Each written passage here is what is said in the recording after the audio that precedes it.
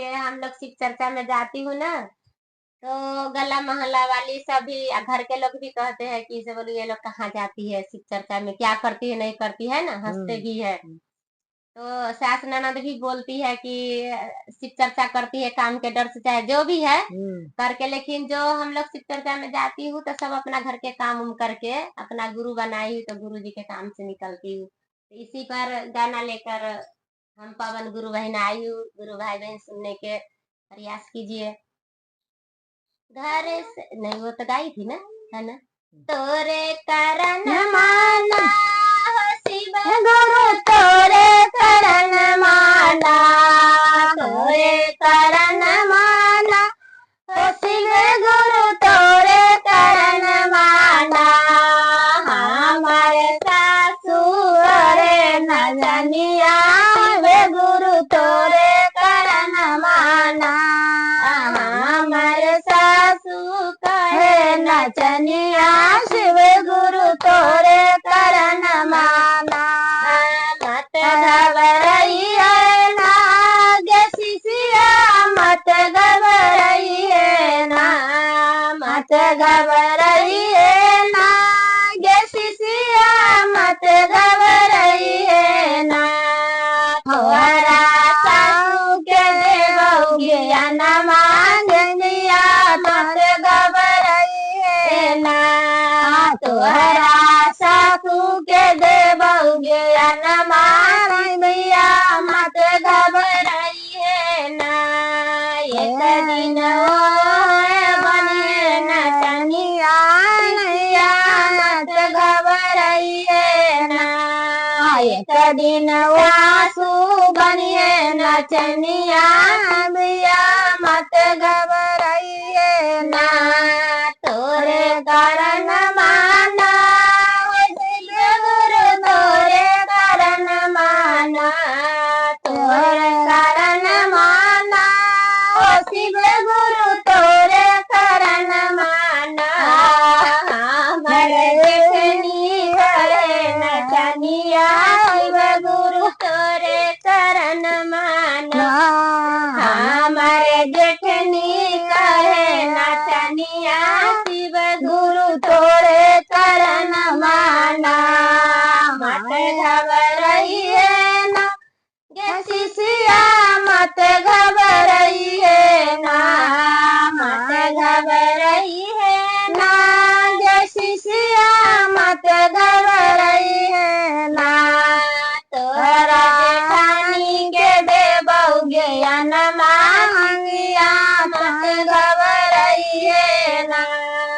तोरा जेठानी के देबोगे न शिष्या, मत घबराइए ना। एक दिन जेठानी बनिए नचनिया शिवया, मत घबराइए ना। एक दिन जेठानी बनिए नचनिया शिवया, मत घबराइए ना। तोरे करन माना हो शिव गुरु, तोरे करन माना, तोरे करन माना हो शिव गुरु, तोरे करन माना। हमारे पति कहे नचनिया शिव गुरु, तोरे करन माना।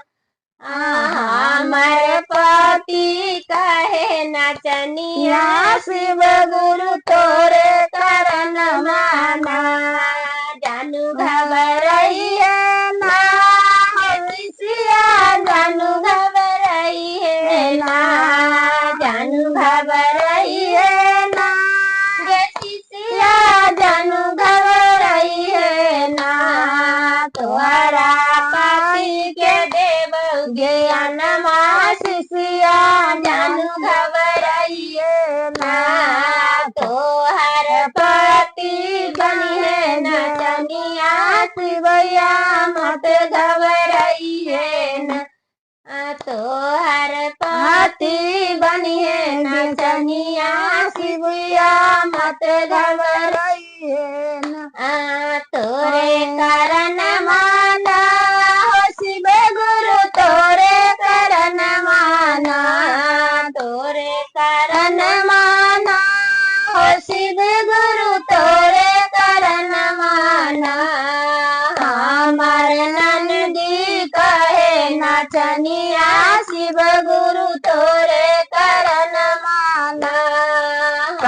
हमारे ननदी कहे नचनिया शिव गुरु तोरे करन माना जानू घबराई है ना गे शिशिया जानू घबराई है ना जानू घबराई है ना गे शिशिया जानू घबराई है ना तोहरा नंदी के देवगे अनमा शिशिया जानू घबराई है ना तोहरा नंदी के देवगे अनमा शिशिया मत घबराई है ना एक दिन नंदी बनिए नचनिया शिवया मत घबराई है ना एक दिन नंदी बनिए नचनिया शिवया मत घबराई है ना